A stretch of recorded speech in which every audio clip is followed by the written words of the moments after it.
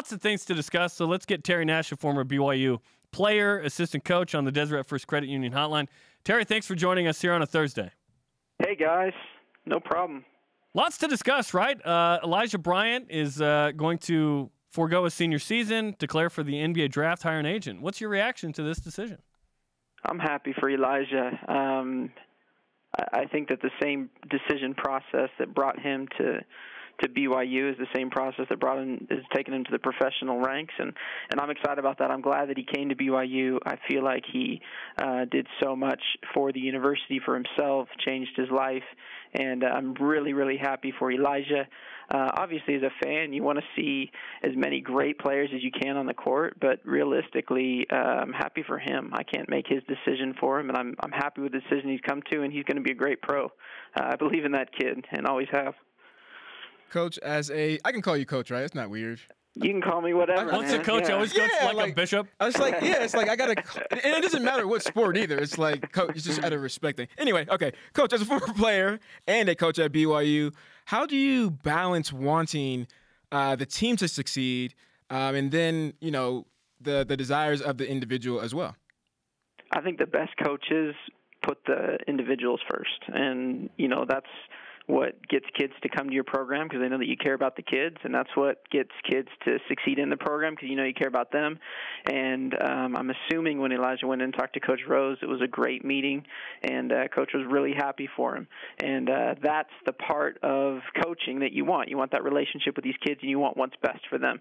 This isn't something that's new. We've been dealing with this for a long time at BYU. Trent Playstead, when I was on staff, he decided to do this, and I remember that decision process, and I remember Coach's reaction to that, and I know the relationship that Trent still has with Coach and with the coaches, and that's what it is the relationship with the players and the individuals is what's most important, and that's how you can get good kids to come to BYU, and that's how they can succeed afterwards. And each decision is different, and it's so personal, guys. I think everyone wants to make it like it's a cookie cutter. This is what's right for every guy. Well, if you do this is what happens. So hard to make it in the NBA. Each decision is so personal, and each coach, the good coaches, really want what's best for the individuals, and then they want to get more good players, and then they want to have them go to the pros as well. Terry Nashif, former player and assistant coach at BYU, is on BYU Sports Nation. You were part of the coaching staff that brought Elijah in, and I know you guys targeted him like a while ago. Can you kind of give us just a brief history of how Elijah even got to BYU? So we had recruited Elijah. Elijah came out to our camps, and we had recruited Elijah. Wasn't a right fit coming out of high school as far as our roster, as far as what we needed. Those things followed him at Elon, and then he decided that he was going to transfer, and he actually decided late that he was going to transfer, and it was kind of a surprise. And then it was a whirlwind recruitment, and we really fell in love with Elijah and his family in that process, and really, really wanted him to come here. We knew he was a great player, but a great person and great leader, and he had great size, so many things that he could do on the court, and so it was a whirlwind process, like I said, and luckily we got him. It came down to Miami and Butler and us, and I remember those visits when he was going to our place. It was a great visit, but he was going on to those other two. It was really nerve-wracking, and it came down that he picked us, and it was a great feeling, and it was great to work with Elijah. It was frustrating when he was hurt. Had a great redshirt year. I don't know if you can have a great redshirt year when no one knows about it, but really made us better. And we were really excited about him. Went through an injury his sophomore year, and then you could see his junior year what he's capable of. So, but this dude was destined to be here. His middle name's not Butler or Miami. It's Brigham. He was meant to be here, right. baby. Exactly right. He was meant to be here, and I think he's meant to be in the pros. How much more now with Elijah leaving is the Yoeli Childs decision to, potentially go to the NBA?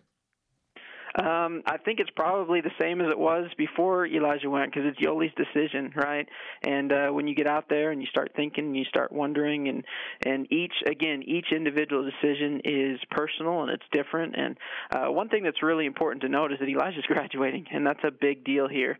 And he's going to get his degree, and I think that's really important.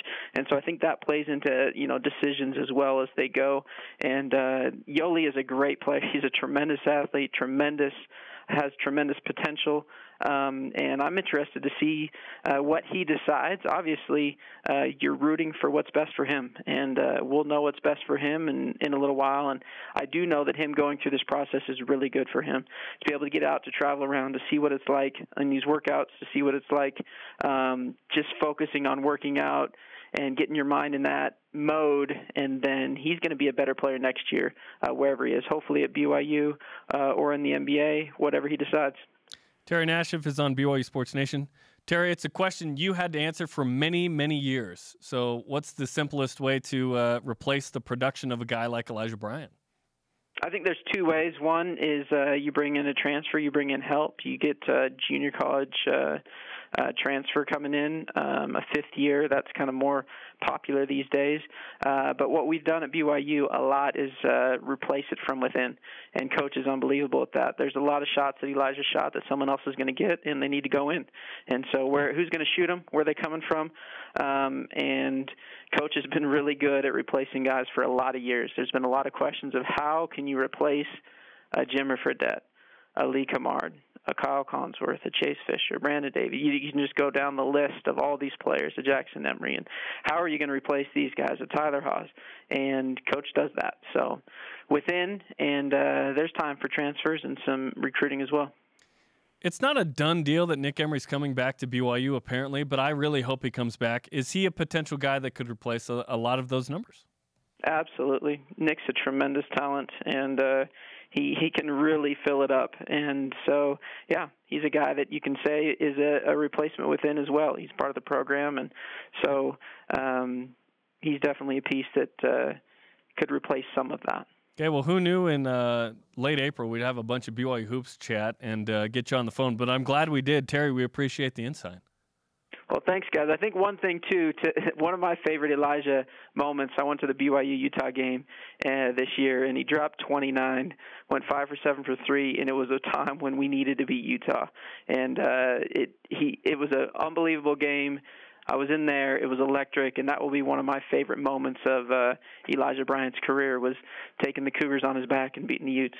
Yeah, when you get the stink face, that's when you know it's good, right? Right.